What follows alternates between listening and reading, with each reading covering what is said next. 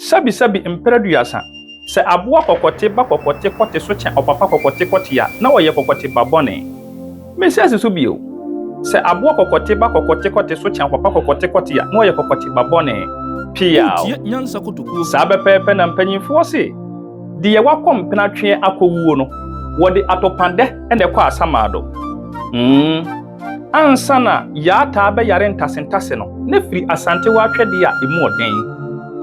Afei mpanyimfo se. Se wuti so a wo che nso so. Utie nyansa kotokuo.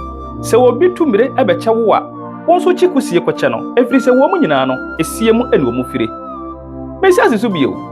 Se obi tumire ebeche wo a wonso chikusie ekoche no efiri se wo mu nyina esie mu ene omu fire.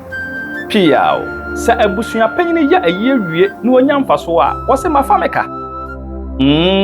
Abusua panyine oye aye wie na onya mfaso a wo se mafameka.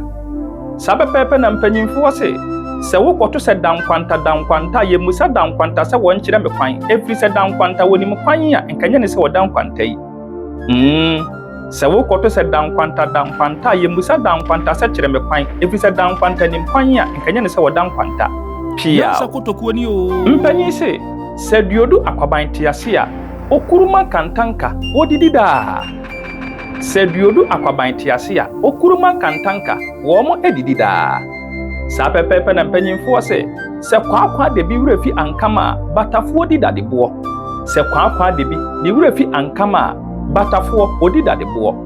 Sa pepe na mpanyimfo se aginamoa ba woni ekuraba efa yefunu a wo mo ba no ye befa no asem beba da bi. Se aginamoa ba ene ekuraba efa yefunu a wo mo ba no ye befa no asem beba da bi.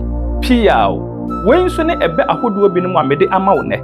Bomoden se obedi machi na mede bebebiri apiapia wo afei mede nchiremu nso ebesa aba na wanya emfasode a ewo mu so bomoden se obedi machi sack of wisdom any mede pia yebesan ehia bio sack of wisdom nyansa kotoku